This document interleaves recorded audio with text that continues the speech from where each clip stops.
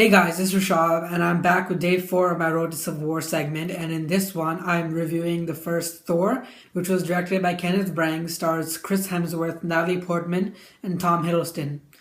So, when I first heard that there was going to be a Thor movie, I thought, okay, I don't know how that's going to fit into the Marvel Universe because Thor is a Viking god. And so it's going to be set in Viking times, I guess.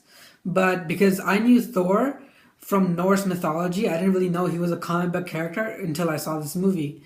So I thought the movie was going to take place during Viking times. So I don't know how that was going to fit.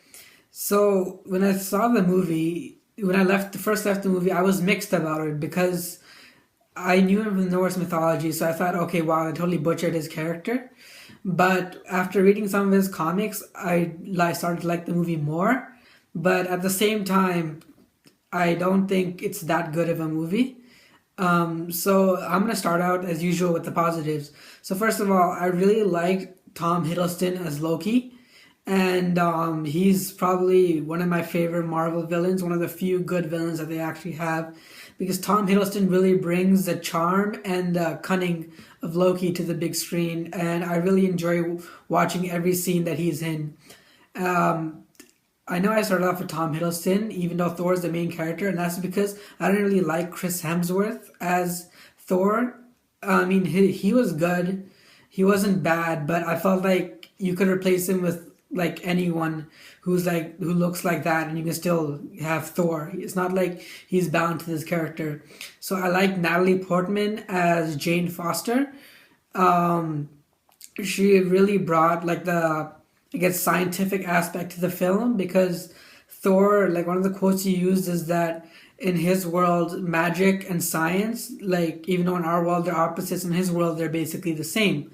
So Thor is basically about Thor, who's the god of thunder, but one of his biggest problems is that he is always arrogant, and this time his arrogance goes too far as he breaks an old peace treaty between Asgard and a neighboring realm of Jotunheim, and basically starts a war between the two. So to make him learn humility, his father Odin, who's the king of Asgard, basically banishes him to Earth, is stripped of his powers and his iconic hammer Mjolnir. So basically, Thor has to learn humility in order to regain his powers and return to Asgard. But at the same time, his brother Loki decides to take the throne for himself and get rid of Odin, while also playing a twisted plan between the Asgardians and the Frost Giants.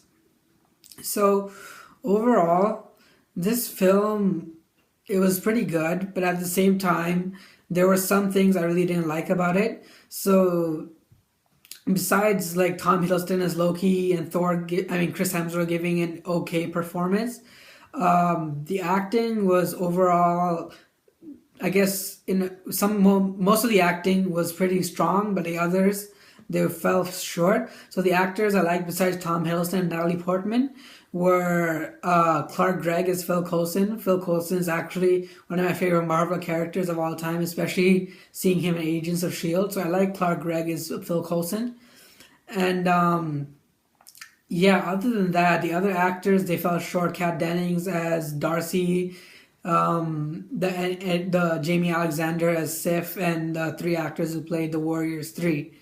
Uh, oh, I also forgot to mention another good actor was actually Anthony Hopkins as Odin. I really liked him as Odin. Um, so overall, the acting was pretty good. The story, it was okay. I wouldn't say it's bad. It was bad like Iron Man 2, but at the same time, I wouldn't say it was good and were worthy of watching again. So basically, like I said, it's about Thor trying to learn humility on Earth, while at the same time he doesn't know at the time, but he has to take on Loki because Loki's like taking over Asgard and all. So one thing I didn't like about the story was the fact that basically this movie takes place over the span of 3 days. So basically, Thor is on Earth for 3 days, and he automatically learns humility, but he regains his power. So I thought that was a bit soon. Now I know it's an hour and a half movie, I believe, and they can't really do much because they have to also deal with Loki and the other characters, and they have to at the same time set up for the future movies. But I felt like weekend basically was too much. I mean, too little for Thor to like develop into the humble person that he, I guess, becomes.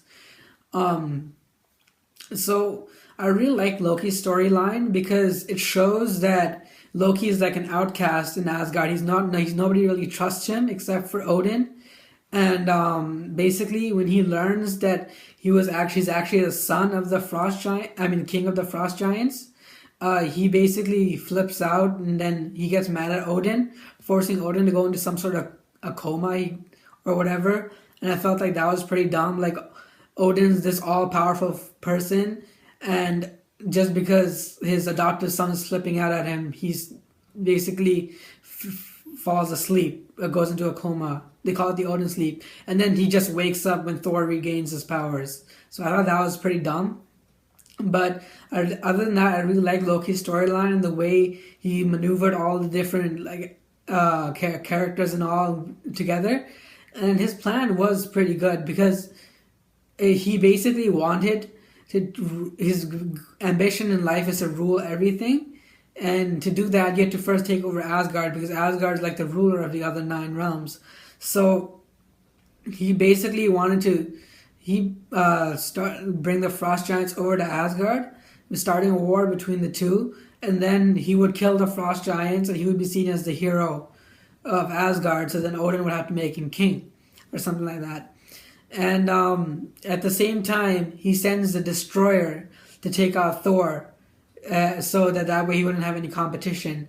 And that was something else I found kind of dumb about the movie because the destroyer gets sent to Earth, and then he's basically controlled by Loki. Loki's controlling him via, I guess, telepathy, but Thor's basically trying to talk him down. And if Loki really wants to kill Thor, I don't see why he just stands down and listens to him. And basically, what he does is he swats Thor away, and he's like, "Okay, Thor's dead. There's no way he could survive that." But Thor, even though he's stripped of his powers, he's still a god. Like, one punch won't exactly take him out. So if I was Loki, I would have just finished him off with the laser beams or just keep beating him until he died.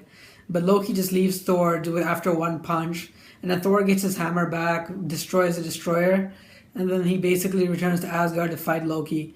Now, the final fight between Thor and Loki, I thought was it fell short of what a typical final battle in a movie should be, because usually the final battles in movies like these are usually one of the best and most raw fights in the movie.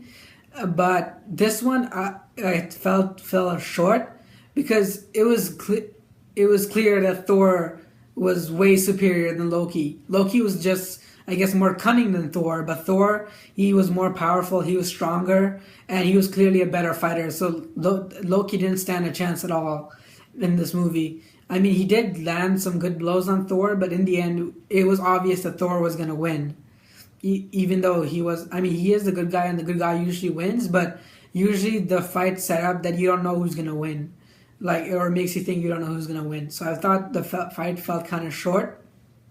And and it basically ends with Loki dying, I'm gonna say, because I'll talk about that later when I talk about the post credit.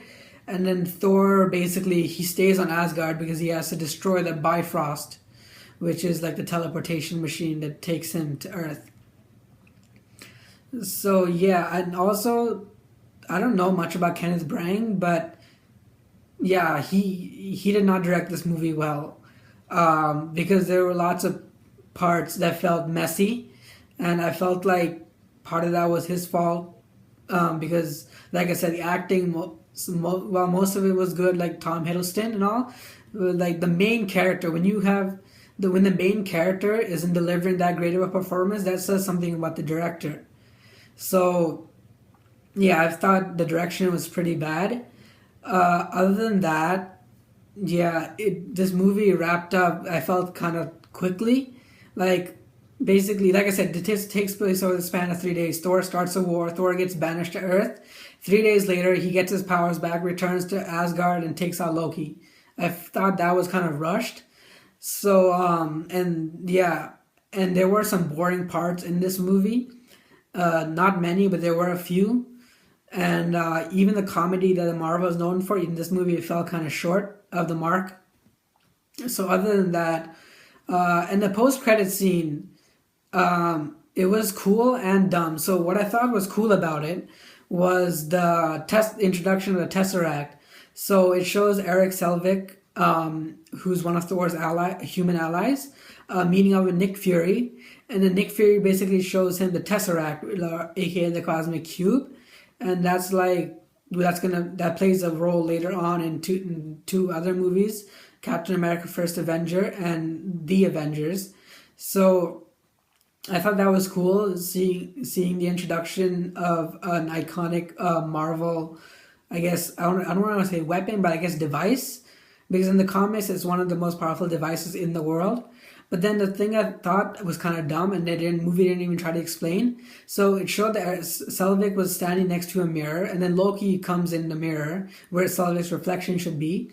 And then Loki says something, and then Selvig basically says the same thing. So is Loki mind controlling Selvig, or is he just happens to say this thing that Selvig says?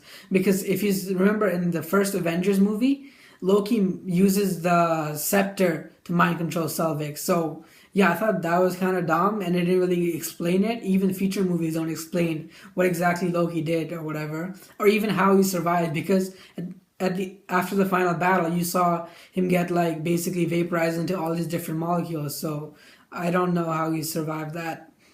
So overall, it was mostly good acting. The story was kind of rushed. There were a few boring parts. The direction was pretty awful, but there were some good, cool moments in this movie. And I really loved Tom Hiddleston as Loki. I felt like Loki really carried the movie all the way to the finish line. So other than that, I don't really have much to say about the movie. Overall, I would say that this movie is a 7 out of 10. It's not good, but it's not bad either. It's an okay movie. So yeah, that concludes day 4 of my road to Civil War. And that's my review of Thor. So whatever you thought of the first Thor movie, just comment below and tell me who you like better, Thor or Loki from the movie, and who your favorite Marvel villain is. And as always, if you like what you see here and want to see more, like, share, and subscribe, and I'll catch you in the next one.